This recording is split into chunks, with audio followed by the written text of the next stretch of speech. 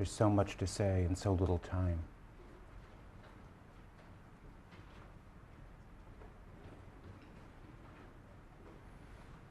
Today I want to talk about the general will, Rousseau's most important contribution to political science.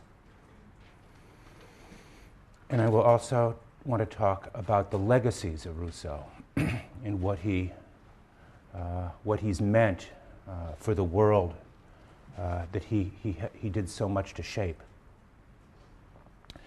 But I want to start first with the general will, which is his answer to the problems of civilization, or the political problem of the second discourse that we talked about last week, the problems of inequality, the problem of amour propre, the problem of our general discontent.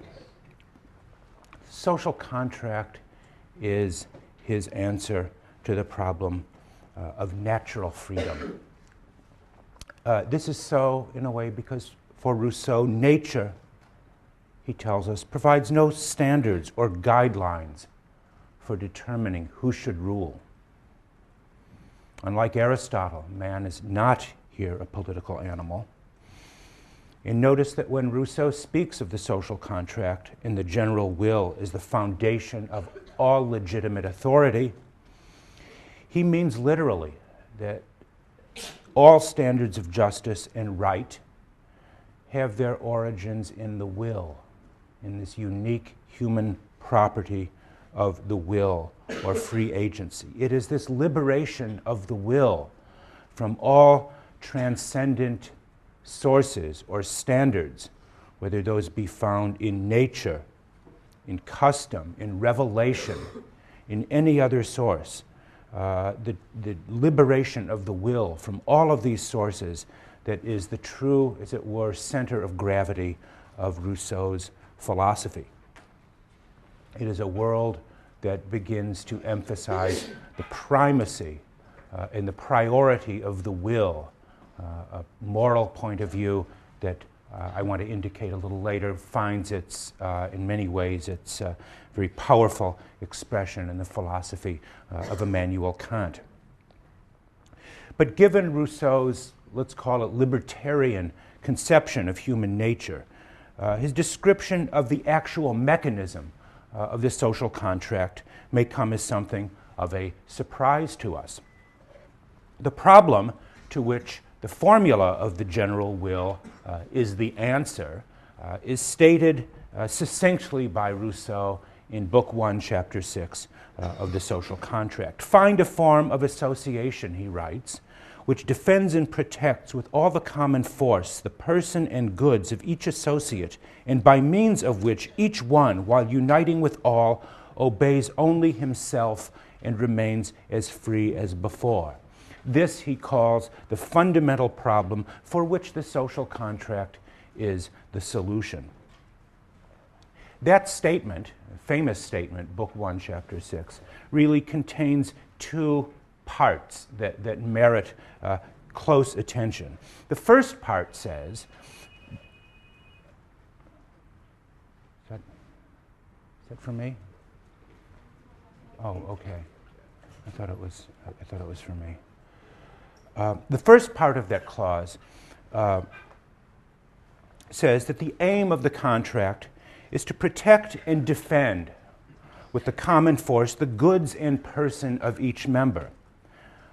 So far, think of that, this is entirely consistent with Locke's claim, or even Hobbes's claim, that the purpose of society is to protect the security or the life, liberty, and estate of each of its members. And yet Rousseau adds to this Lockean or liberal clause, you might say, a second and more distinctly Rousseauian claim, namely that the contract must ensure not only the conditions for mutual protection and the preservation of self and property, but rather also that in uniting with one another, he says, each person obeys only himself.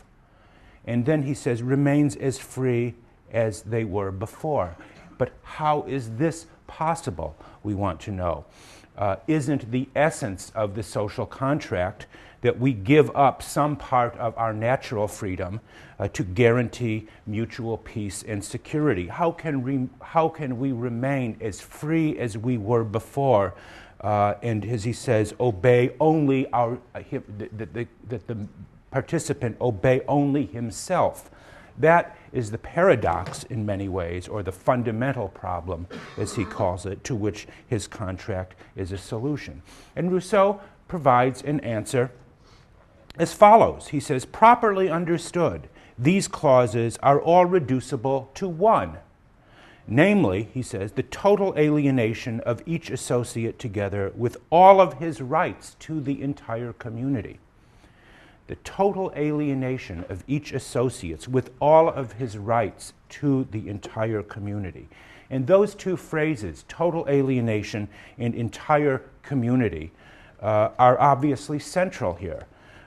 In the first place, all persons must give themselves entirely over to the social contract to ensure that the terms of the agreement are equal for all. The total alienation clause, as it were, is Rousseau's manner of ensuring that the terms of the contract are the same for everyone.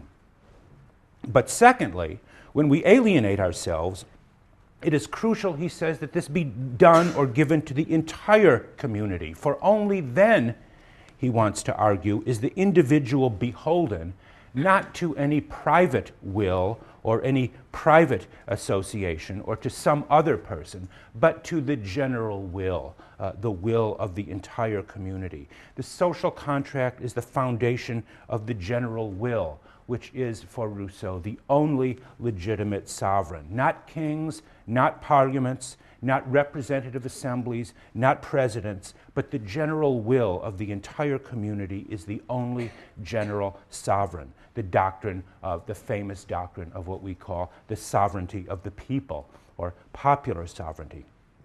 Since everyone combines to make up this will, when we give ourselves over to it entirely, he wants to argue, we do nothing more than obey ourselves. The sovereign, in other words, is not some distinct third party that is created by the contract, but rather the sovereign is simply the people as a whole acting in its collective capacity. The people in their collective capacity. Now, you might suggest that there is something deeply amiss here. That is to say, from a highly individualistic set of premises where each person is concerned only in the state of nature or in the pre-contract tradition, only with the protection of their lives, persons, and property, Rousseau seems to be leading us to a highly regimented and collectivized conclusion where the individual has given over virtually his or her entire being to the will of the community. In what way does this render us as free as we were before? In what way do we remain free and obey only ourselves? That seems to be the problem. Does Rousseau's formula for the general will a recipe or a formula for freedom, or is it a recipe for the tyranny of the majority of the type later analyzed by Tocqueville that we'll be seeing after the break? Rousseau wants to say, paradoxically, only through this total alienation do we remain free. Why is this? Why is this?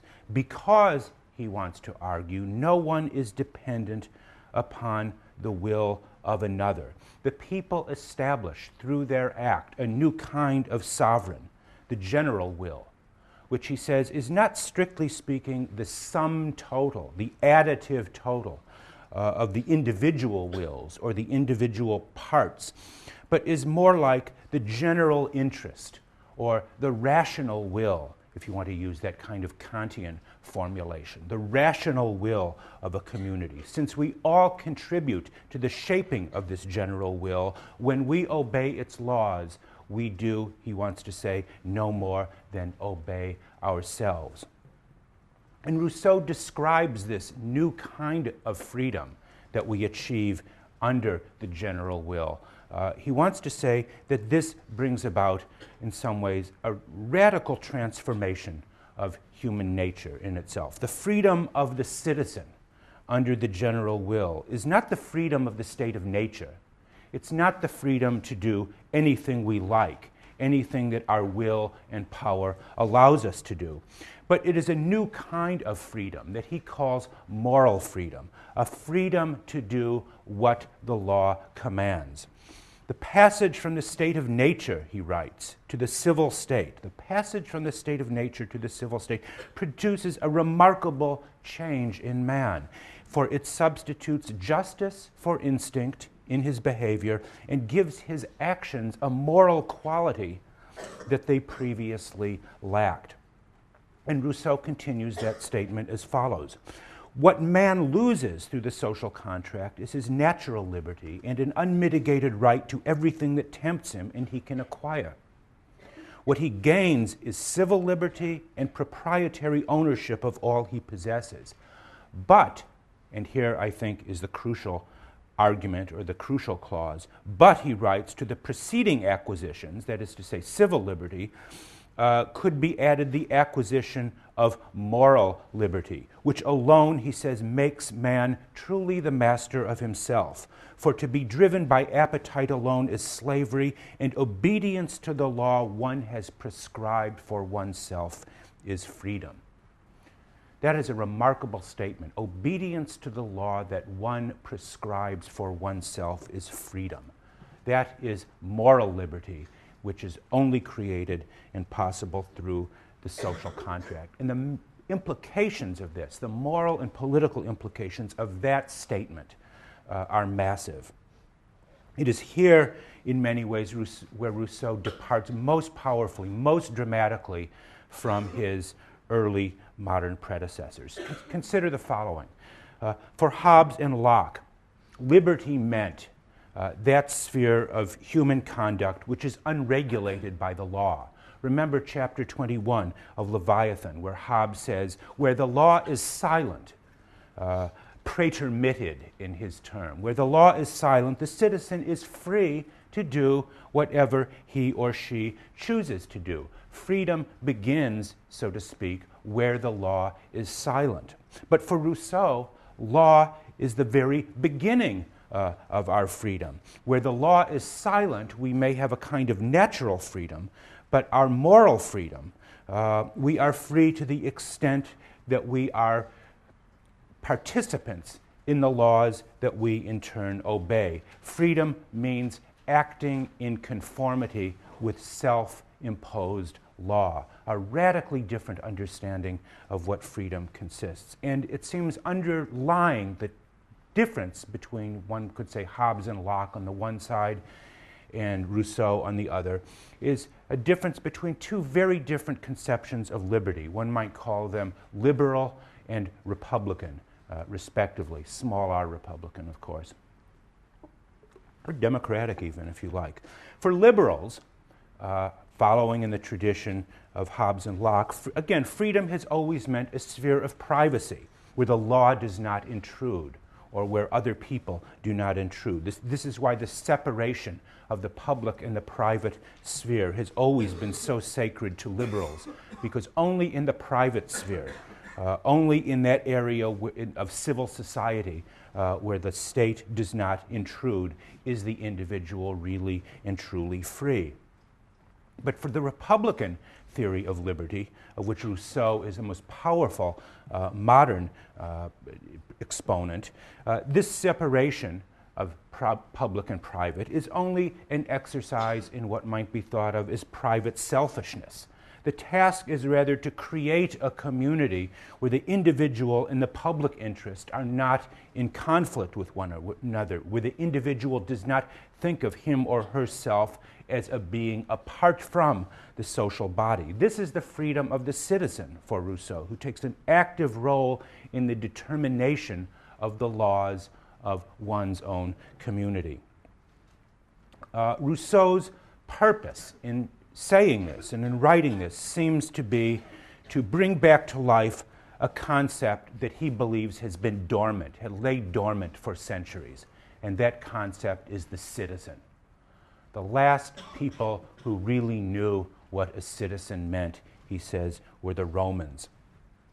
And in a footnote, again, to Book 1, Chapter 6, he indicates to what degree the true meaning of citizen has been lost on modern subjects. Most modern men, he writes, mistake a town for a city and a bourgeois for a citizen.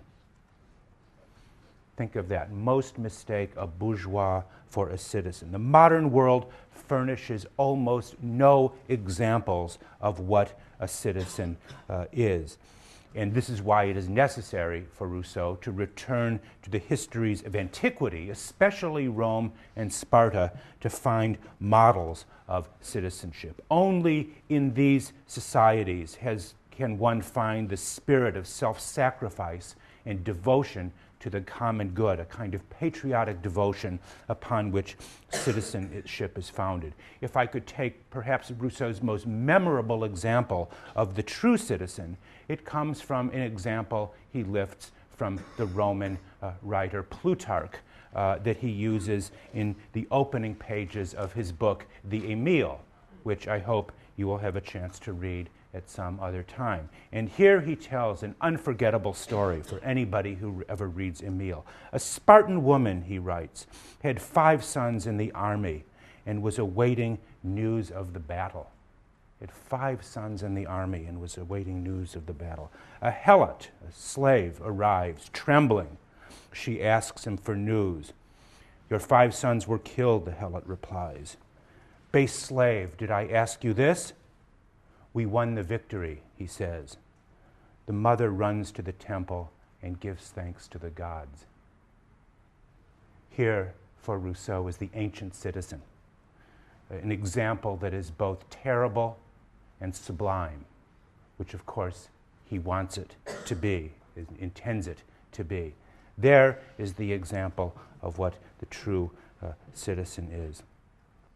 The question, when you consider this possibility, is whether Rousseau's idea of the freedom of the citizen, freedom to live under self-imposed law, leads to a higher form of nobility, higher than the kind of low-minded pursuit of one's self-interest. As Rousseau wants, he wants to dignify politics again by leading to a higher form of nobility, or does it result in a new kind of despotism, the despotism of law, the despotism of obedience to the general will? And of course, underlying that sinister reading of Rousseau is the famous, or maybe infamous, statement that not only that the general will is the source of freedom, but that anyone who refuses to obey the general will may be, in his famous formulation, may be forced to be free. That anyone who disobeys it in being chastised or can be, as he were, forced to be free. Recall that this is a conception of freedom which again is almost the opposite of that of what we might again call the liberal tradition, a view which in again a slightly paradoxical way was given a very powerful formulation by Hobbes. I want to read a passage that I read a couple of weeks ago from Hobbes, which I think stands as a striking contrast to that of Rousseau's. In chapter 21 of Leviathan, Hobbes writes, "The Athenians and the Romans were free, that is, they were free commonwealths. Not that any particular men had liberty to resist their own representatives, but their representatives had the liberty to resist or invade other people." Hobbes clearly says that the ancient freedom was the freedom of the collective. It wasn't the freedom of the individual, the freedom of the authorities, as he says, to resist or invade other people. There is written on the turrets of the city of Lucca, remember that, in the great characters at this day, the word libertas. And yet he goes on to say, no man can thence infer that a particular man has more liberty or immunity from service to the commonwealth there than in Constantinople. That is to say, freedom for Hobbes consists of, as he puts it, immunity from service. Immunity from service. And for this reason, there is no reason to believe that anyone is freer in the Republican city of Lucca, which has libertas on the wall, than in Constantinople. That seems to already 100 or so years before Rousseau suggests a powerful alternative to his view of freedom. Hobbes's point, like Rousseau's, is extreme. And that, in many ways, is the power of these two views. Hobbes's view as freedom is immunity from service. Rousseau's view is that freedom consists, you might say, only in service. Our freedom starts where the law begins. And again, at the basis of this are two radically different views of the role of political participation in lawmaking. For Rousseau, again, laws are legitimate only if everyone has a direct share in making them. It doesn't mean we all agree with the outcome, but only if we have some kind of share or voice in making them. For Hobbes, for Locke, for the authors of the Federalist Papers, on the other hand, the direct involvement of the citizen in lawmaking is clearly a subordinate or a secondary good. Legislation is better handled by persons chosen from the electorate, who are, so to speak, the agents or representatives of the people. This was what the Federalist authors argued was the great advance of modern political science, the doctrine of representation. What is far more important for the Federalist authors, as well as for Locke, Hobbes, and that tradition, is that laws be generally known, that they be applied by impartial judges, rather than they be the direct expression of the general will. In many ways, underlying the, again, liberal conception of law is a certain distrust of the collective wisdom or the collective sovereignty of the people. It is too cumbersome in many ways, and also too dangerous a mechanism to call people together to decide on matters over public concern. This is better left, according to this tradition, to representatives. Rousseau obviously could not disagree more. One could say that Rousseau makes heroic and unreasonable assumptions about human nature. Why do we want to gather together constantly or often to decide, to deliberate, and to debate over questions of public concern? Most people, it's hard enough just to get most people, as we know, to go out to vote.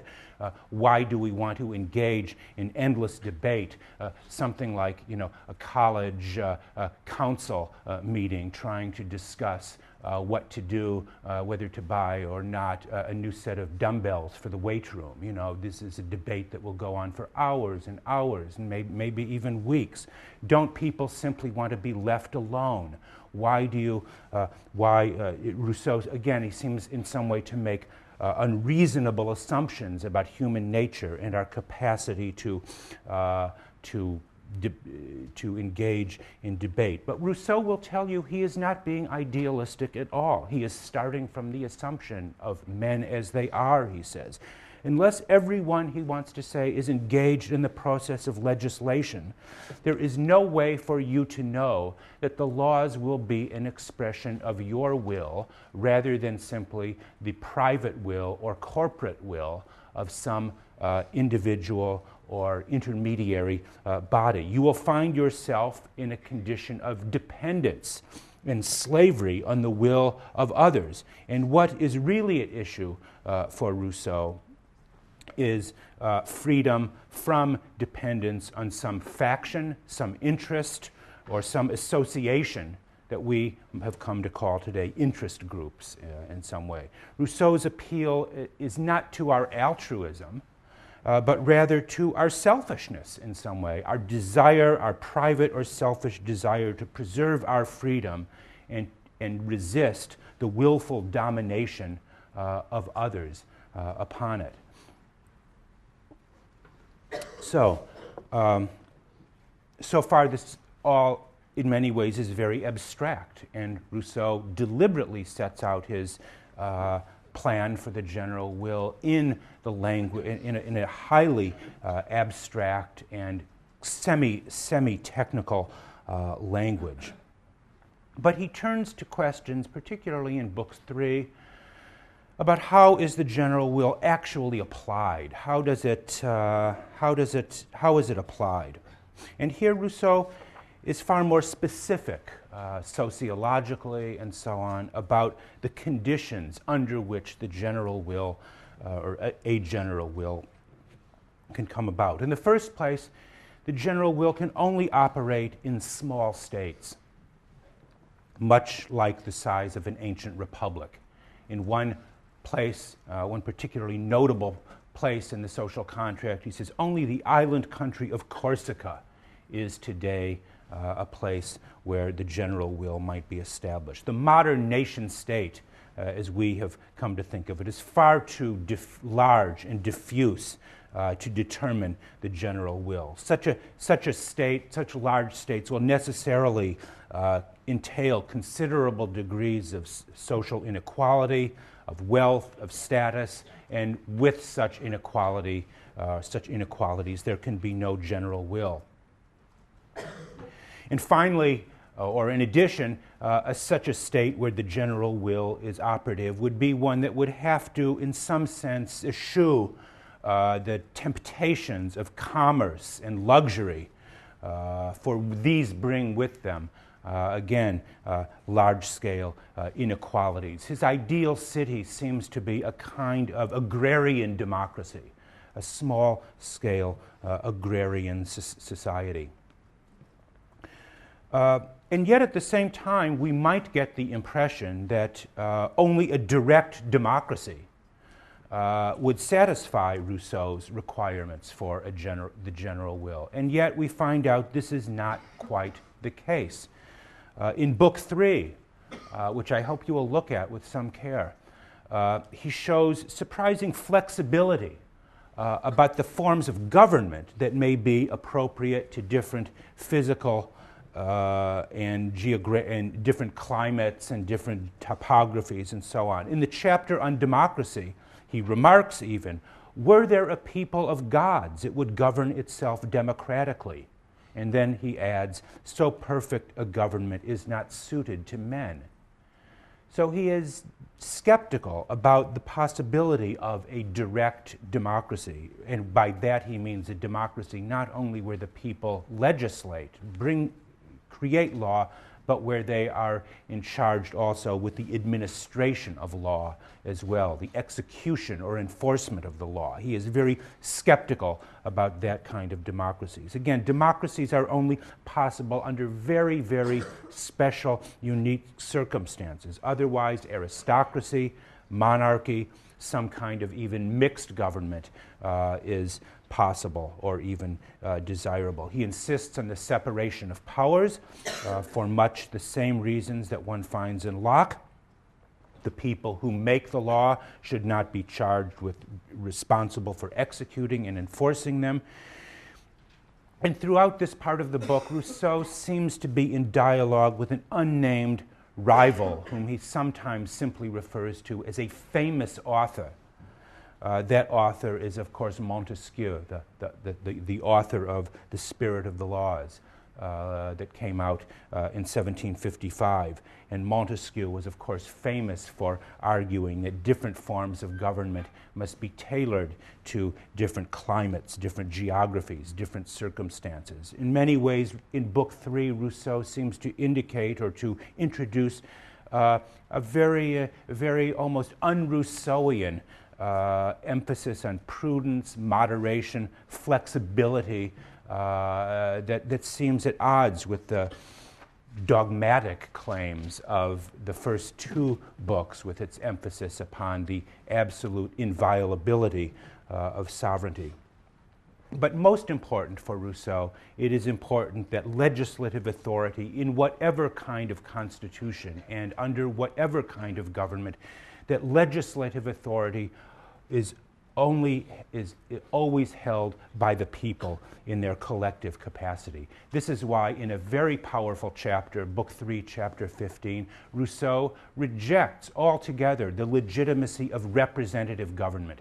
That passage or that chapter could be taken already as a kind of repudiation, not just of Locke's theory of the representative, but also, 20 years or so before the fact, of the Federalist argument for representation. Sovereignty, he says, can never be delegated. Sovereignty can never be represented. It can only be expressed. The general will can never be delegated to someone else. If you do that, if you delegate the authority for making law, you are, he wants to say, on the first step down the road to tyranny, because you give someone else, some partial body or association, the power to make law over you. The lawmaking function can only legitimately be held by the people themselves. I'm going to skip over a bunch of stuff that has to do, very interestingly, I hope you can discuss it in your sections perhaps, with Rousseau's account of the legislator, the extraordinary individual who was responsible at the beginnings of regimes for shaping for molding a people, and for, as it were, giving the general will a kind of shape and distinctive direction. And I'm also going to skip, for our purposes, the very interesting discussion of civil theology, which occupies the theme of the very last chapter of the book, Book 4, Chapter 8, where Rousseau talks about the way in which a civil religion must be tailored to bring about love and obedience to the general will. It was that chapter, I should say, that more than anything else led to the books being burned and banned in Geneva and other places, and for its powerful attack on Christianity in that chapter. I'm going to pass over that for the time being to look at the legacies of Rousseau and to talk about what. And I just deliberately use that word in the plural, the legacies of Rousseau, because there is virtually no part of modern life, political, cultural, intellectual, moral, that does not in some sense bear the stamp or fingerprints of Jean-Jacques Rousseau. Rousseau's description of the legislator as a kind of political founder, creating a people, was for many, in many ways, closely connected with the French Revolution, and particularly the claim of the revolutionaries to create a new nation, a new people, a new sovereign, a new popular sovereign in France. Consider the following words of the famous revolutionary Robespierre in his Hommage à Rousseau, written in 1791. "Divine man," this is Robespierre, "divine man, you taught me to know myself. While I was still young, you made me appreciate the dignity of my nature and reflect upon the great principles of the social order. The old edifice is crumbling, the portico of the new edifice is rising up upon its ruins, and thanks to you, I have brought my stone to it. Receive my homage, as weak as it is, it must please you. I wish to follow your venerable footsteps, happy if in the perilous career that an unprecedented revolution just opened up before us, I remain constantly faithful to the inspirations that I found in your text." There can be no, people might tell you that the writings of Rousseau had no influence on the French Revolution, that the French Revolution was brought about by bread crises and economic problems and so on. It's absolute baloney. The writings of Rousseau had this powerful influence on the idea of creating a new people and a new nation. And yet, despite what appears to be a utopian and impractical in his politics, again, Rousseau had a profound influence on the politics of his era. He was approached during his lifetime to write constitutions for Poland and for Corsica. And of course, that was the island where a generation later a man named Napoleon Bonaparte was born, who attempted to, you might say, in some way extend Rousseau's teaching, not just to France, but to all of Europe at the point of a gun, to bring democracy to all of Europe at the point of a gun. Does that sound familiar at all in any way related to events going on now, where we have a new kind of Bonapartism, perhaps? In many ways, although Rousseau's attack on representative government would seem to put him strongly at odds with the American Constitution, his glorification of the rural republic based on equality, moral simplicity, skepticism of commerce and luxury, this was to be re-echoed in the writings of Jefferson, with his ideal of a nation of small yeoman farmers, and certainly any reader of Tocqueville's depiction and celebration of the independent townships of New England.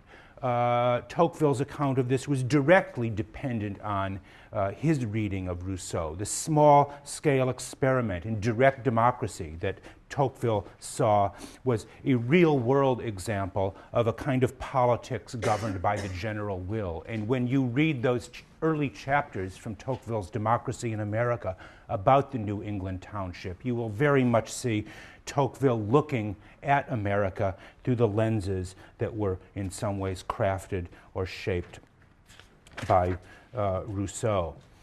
And that influence was palpable on a whole host of later 19th century writers, like Tolstoy, for instance, whose celebration of Russian peasant life was inspired by Rousseau. And through Tolstoy, Rousseau influenced the establishment of the Israeli kibbutz movement that was also founded by Russian Jews who had been influenced by Tolstoy. So you have a sort of self-reinforcing cycle of influence. These, you might say, small, rural, socialistic experiments in communal living exhibit the same kind of equality, self-government, devotion to the common good that Rousseau helped people imagine might be possible. And yet Rousseau's influence was not limited to politics. If he was a divine man, as Robespierre called him, he was no less so to Immanuel Kant, who claimed that it was his reading of Rousseau that led him to learn respect for the dignity and the rights of man. That's what Kant said. He called Rousseau the Newton of the moral universe. Kant's entire philosophy, and I hope you also have a chance to read Kant's Critique of Practical Reason in some later philosophy course. Kant's entire moral philosophy is a kind of deepened and radicalized Rousseauianism, where what Rousseau called the general will is transmuted into what Kant calls the rational will and the categorical imperative. And it was not the least of Rousseau's legacies that after his death he became a hero both to the revolution and to the counter-revolution, both to a revival of Roman-style republicanism as well as to Romanticism. Or if I could use the words of a great Rousseauian, Jane Austen, he became both an advocate of sense and sensibility. Emerson, Thoreau, American transcendentalism, with its worship of nature and its protests against the kind of deadening and corrupting influence of society. All of these people were the direct heirs of Rousseau. Rousseau's last work, a book called The Reveries of a Solitary Walker, set the stage for later American classics like Walden Pond and generations of nature writers that have come after it and imitated it. Only by turning away from the noise and busyness of society can one return to what precedes society, to the feeling of existence, to the feeling of, or sweetness of mere existence, to the sentiment of existence, the sentiment de soi, as Rousseau calls it, the sentiment of the self. There is a kind of union that he celebrates with nature that puts the solitary walker, either above humanity or below it. That type of man, foreshadowed by Rousseau, the solitary, is no longer a philosopher, in any sense that we would understand it, but might be better understood as an artist or a visionary. He can claim a privileged place in society because such a person regards him or herself as the conscience of that society. His claim to privilege is based on a heightened moral sensitivity rather than his wisdom or his rationality. And it is this kind of radical individualism, the radical detachment of the solitary from the interests of society that is perhaps Rousseau's deepest and most enduring legacy for us today. So on that note, I wish you a good break. I hope you have a lot of turkey to eat and you come back well rested, and most importantly, we come back with a win over that evil empire to our north. Thank you very much.